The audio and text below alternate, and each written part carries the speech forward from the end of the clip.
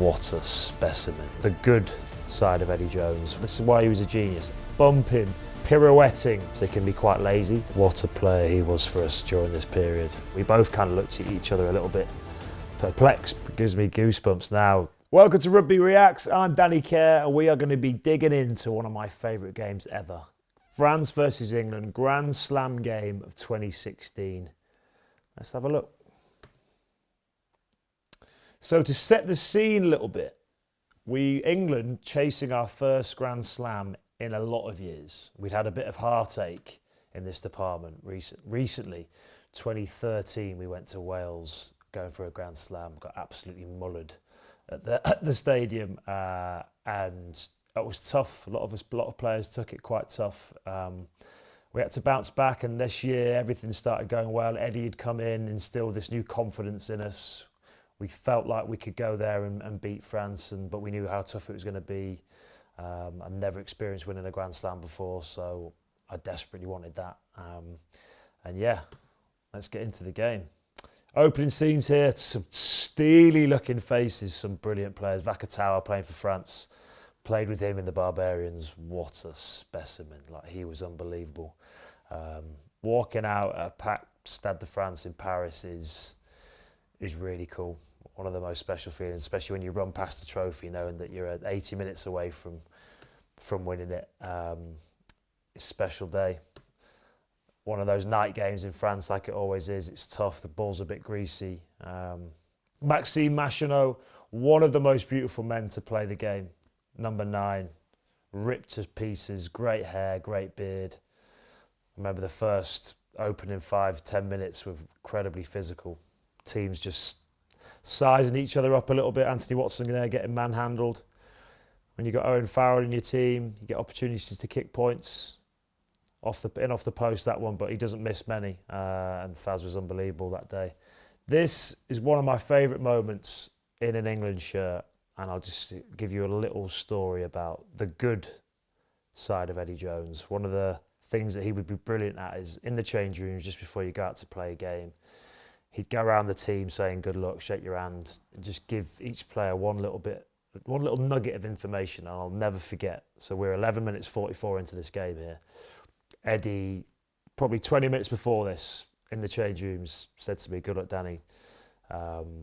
Just watch out for their blind side guards. Probably one of their props. They can be quite lazy. There might be some space for you to exploit them there, and this is why I've picked you. I want you to exploit them. And I was like, okay, cool. Had that in my head. Lo and behold, 11 minutes 44, we get a line out just in their half.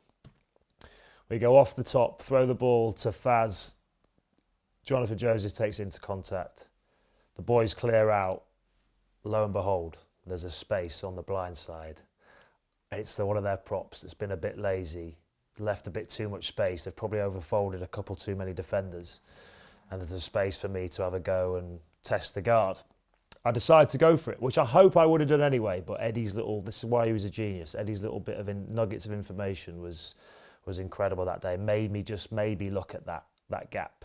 So I spot the gap, go through. Jefferson Poirot goes a bit high, managed to palm him off, and I have a 40-metre run in with a big dive and a celebration for one of my favourite memories of all time. My wife, Jodie, and my mum and dad were in the crowd that night, so you never really get that feeling. You never know, really, in rugby. You'd never get that moment where you've got 4, 5, 6 seconds to run in and really realise like you're going to score. In the biggest game I'd played of my career to date, it was an amazing feeling to dive over for a try and get us ahead on the scoreline, which is something we talked about all week. The game was really tight. It was end to end. France are a really tough team. Really physical, played percentage rugby really well, got some territory. We infringed here. Maxime Machino didn't miss many kicks again. Here's us down in there and near their goal line. Me trying to mix it with the big boys. And then, a bit of a quiz question for you. Who are the 3, before this, if you could say this right now in your comments, so you'll be watching this on the 19th minute, who are the 3 players to score a try in this Grand Slam deciding game? I bet you wouldn't have bet on maybe this guy being one of them. But the raging bull that he is, Dan Cole, bumping, pirouetting, diving over, fighting for the inches. Dan Cole goes over for a try. Look how happy we are for Coley. Brings a smile back to my face here. Coley, like, still going now, 100 and odd caps later. What a player, what a servant he's been for English rugby. And yeah, he's scored in a Grand Slam deciding game. So something that me and Coley share. France just doing what France do, they're staying in the game, taking points when they're on. Nigel Owens is one of my favourite referees refereeing.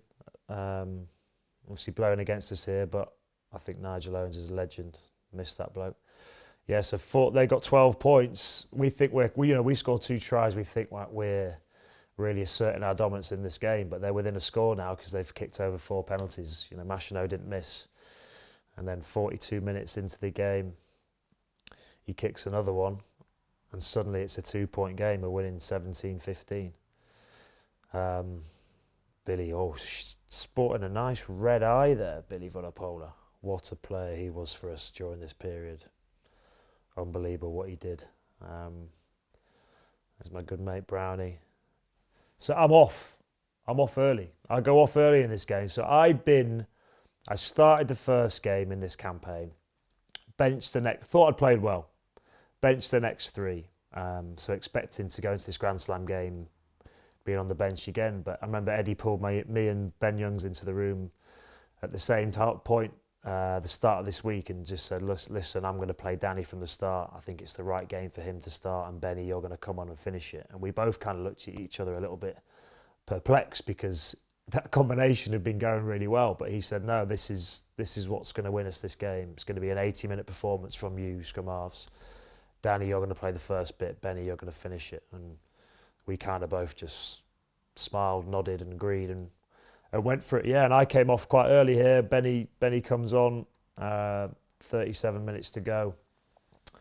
We're 2 points up and we needed to get back up a bit further because France just kept ticking away at that scoreline. And I think you'll see here we get a penalty, which is great. And when you've got Owen on the pitch, it's going to result in 3 more points for us. So yeah, 20 points to 15, 35 minutes away from winning a first ever Grand Slam. I'm sat in the stands just praying that the boys hold through because, as I said before, we'd had a fair bit of heartache in this department. And it's a really tough thing to do as a player because as a starter, you come on, you put yourself hopefully in a good team. You've helped put your team in a good position to go and win the game. But ultimately, as a replacement now, you're off and there's nothing else you can do but hope the boys do a job. And luckily for us, the boys were on it that day. And there's Billy again, just making those hard yards. This is brilliant from Youngsy. Spots a little gap again on the blind side, which Eddie had talked about, puts in a great little kick forward. Anthony Watson, one of the most lethal finishers in the world, scores a try. So they're the 3 try scorers in the Grand Slam game. The 2 DCs and Anthony Watson.